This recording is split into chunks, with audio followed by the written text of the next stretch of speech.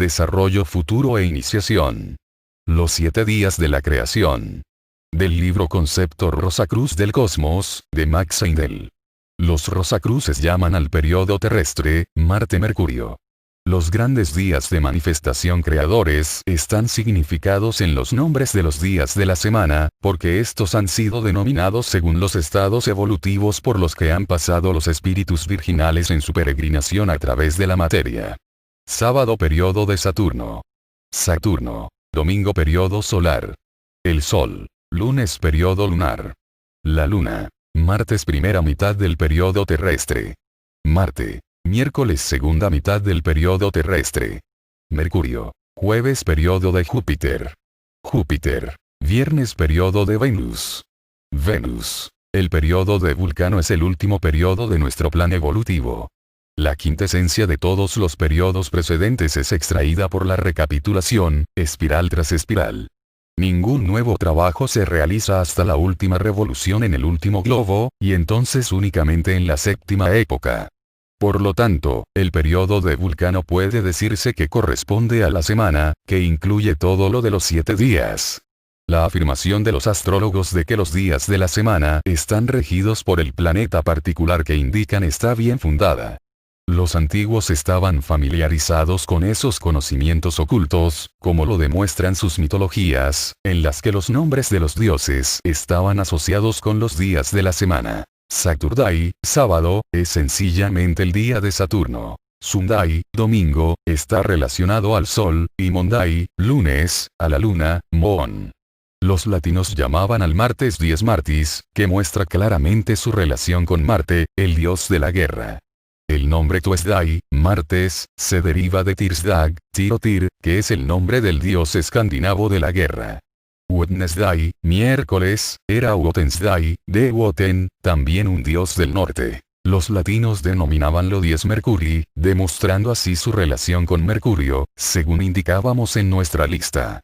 Thursday, jueves, o Torsdag se llama así porque Thor era el dios del trueno, y los latinos denominabanlo dies Jovis como el día del dios del trueno Jove o Júpiter. Friday, viernes, se llamaba así porque la diosa del norte, de la belleza, se llama Freya, y por análogas razones llamábanlo los latinos dies Veneris o el día de Venus. Estos nombres de los periodos no tienen nada que ver con los planetas físicos, sino que se refieren a las encarnaciones pasadas, presentes y futuras de la Tierra. Porque si como dice el axioma hermético como arriba es abajo, el macrocosmo debe tener sus encarnaciones como las tiene el hombre, el microcosmo.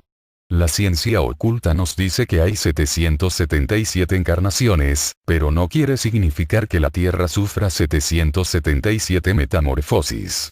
Lo que significa es que la vida evolucionante hace 7 revoluciones en torno de los 7 globos de los 7 periodos mundiales. Este peregrinaje de la involución y de la evolución, incluyendo el camino recto de la iniciación, está significado en el caduceo o cetro de Mercurio, así llamado porque ese símbolo oculto indica el sendero de la iniciación, que quedó abierto únicamente desde el principio de la mitad mercurial del periodo terrestre. Algunos de los misterios menores les fueron dados a los primitivos lemures y atlantes, pero no las 4 grandes iniciaciones. La serpiente negra del diagrama 15 indica el sendero cíclico y tortuoso de la involución, comprendiendo los periodos de Saturno, solar y lunar, y la mitad, marciana del periodo terrestre, durante cuyo intervalo la vida evolucionante construyó sus vehículos, no haciéndose plena y claramente consciente del mundo externo hasta la última parte de la época Atlante. La serpiente blanca representa el sendero que la raza humana seguirá a través de la mitad mercurial del periodo terrestre y de los periodos de Júpiter, de Venus, y Vulcano, durante cuyo peregrinaje la conciencia humana se expandirá hasta la omnisciencia, la inteligencia creadora. El sendero serpeante es el sendero seguido por la gran mayoría, pero el cetro de Mercurio, en torno del cual se arrollan las serpientes, muestra el estrecho y recto camino, el sendero de la iniciación, que permite a los que por él viajan el realizar en pocas vidas lo que requiere millones de años para la mayoría de la humanidad. Apenas necesitamos decir que no puede darse descripción alguna de las ceremonias iniciáticas, puesto que el primer voto del iniciado es el silencio, pero aunque fuera permitido no sería importante. En lo que a nosotros concierne, para conseguir dar una ojeada general al sendero evolutivo, basta con indicar los resultados de tales ceremonias. El resultado en conjunto de la iniciación, es dar al aspirante espiritual una oportunidad para desarrollar sus facultades y poderes superiores en corto tiempo por medio de un ejercitamiento muy severo, con el que adquiere la expansión de la conciencia que toda la humanidad poseerá en un lejano futuro, pero cuya gran mayoría la realizará siguiendo el lento proceso de la evolución ordinaria. Podemos conocer los estados de conciencia y los poderes correspondientes alcanzados por el candidato conforme pasa a través de las sucesivas grandes iniciaciones, los que serán poseídos por la humanidad en general en el futuro. Algunos vislumbres hemos dado ya, pero otros más cabe deducir de la ley de consecuencia, los que pueden darnos una visión de conjunto de la evolución frente a nosotros y de la magnitud de los grandes grados iniciáticos. Con ese objeto quizá pueda ayudarnos el contemplar el pasado y los grados de conciencia por los que ya atravesó la humanidad en los periodos precedentes. Recordemos que durante el periodo de Saturno la inconsciencia del hombre era semejante a la del cuerpo denso cuando queda sumergido en el estado de trance profundo. Esta conciencia fue sucedida, en el periodo solar, por la conciencia del sueño sin ensueños. En el periodo lunar se obtuvo la primera vislumbre de la actual conciencia de vigilia, pero como una conciencia pictórica interna de las cosas externas. Toda la conciencia insistía en representaciones internas de los objetos, colores y sonidos externos. Por último, en la segunda parte de la época Atlante, esa conciencia imaginativa dio lugar a la conciencia plena de vigilia actual, con la que los objetos pueden ser observados fuera, distintos y definidos. Cuando se obtuvo esa conciencia objetiva, el hombre percibió la realidad del mundo exterior y por vez primera vislumbró la diferencia entre el yo y el no yo, los otros.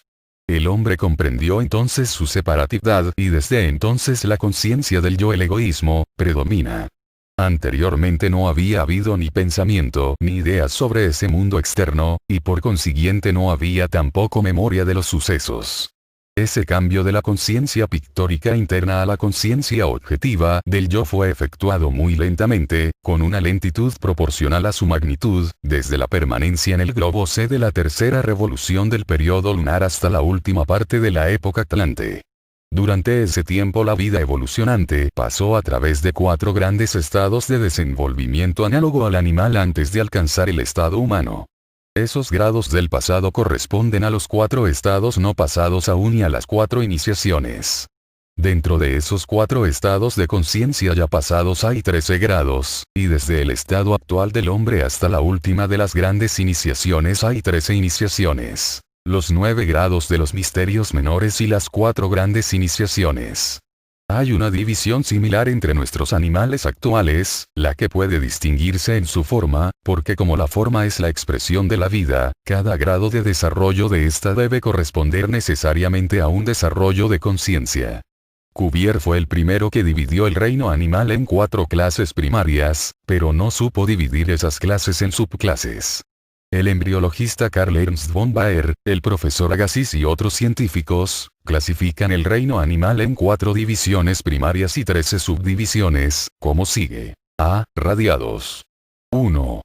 Pólipos, anémonas marinas, corales. 2.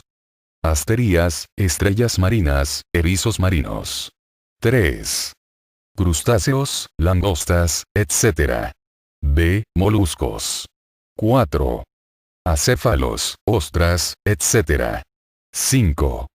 Gasterópodos, caracoles. 6. Cefalópodos. C. Articulados. 7.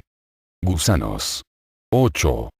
Crustáceos, langostas, etc. 9.